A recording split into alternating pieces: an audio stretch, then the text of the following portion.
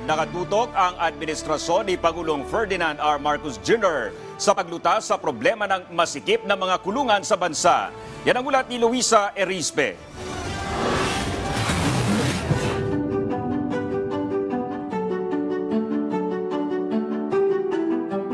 Sa bagong Pilipinas, walang Pilipinong maiiwan. Ito ang naging pangako ni Pangulong Ferdinand R. Marcos Jr. sa ilalim ng kanyang administrasyon. At kapag sinabing lahat ng Pilipino, hindi rin mapag-iiwanan dito ang mga kababayan nating nasa loob ng mga piitan. Kaya naman ang gobyerno, puspusan rin ang proyekto para siguraduhin hindi na makikita pa muling naggigit-gitan ang mga persons deprived of liberty sa loob ng kulungan. Unang ginawa ng pamahalaan, bawasan ang bilang ng mga PDL sa pinakamasikip na kulungan sa Pilipinas, ang New Bilibid Prison. Paunti-unti, dinadala sa mga penal farm sa mga lalawigan ang ilang PDL, tulad ng sa Palawan, Mindoro, Nueva Ecija at iba pa. Dito, malawak ang kanilang nagagalawan at natuturuan silang magtanim, mag-alaga ng mga hayop at magsaka. At higit sa lahat, may makukuha din silang sapat na pagkain sa araw-araw. Pero nakita ng gobyerno, hindi ito sapat dahil bukod sa matagal ang proseso ng paglipat sa mga PDL sa mga penal farms, baka sa probinsya naman magkaroon ng siksikan sa bilangguan. Kaya naman, ang Department of Justice nagpalaya na rin ang mga PDL na nakatapos na ng sintensya at mga nabigyan ng pardon.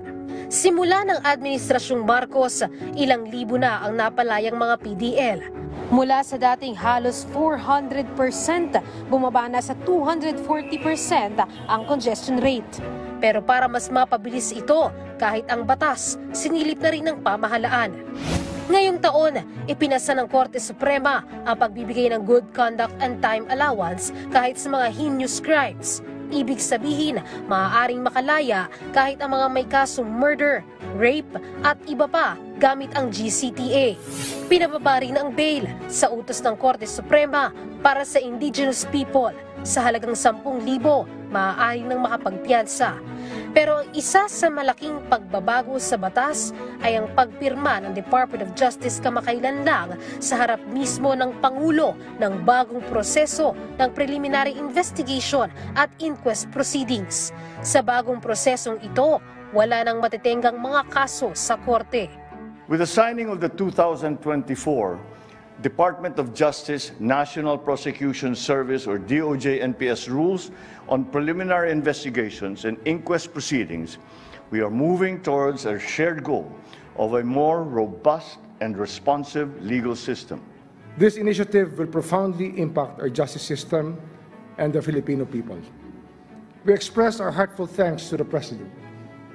There is no more fitting way to mark this historic event than to have it graced by the Chief Executive's presence. These rules will lead to a higher conviction rate, declog court dockets, and ensure a more streamlined justice process. Bawat buhay ay mahalaga, kahit pa ang mga nasa piitan. Kaya kung may pangako ang Pangulo na walang maiiwan, saklaw din nito ang lahat ng mga Pilipinong nangangailangan kahit pa ang mga nasa loob ng kulungan. Luisa Erispe, para sa Pambansang TV sa Bagong Pilipinas.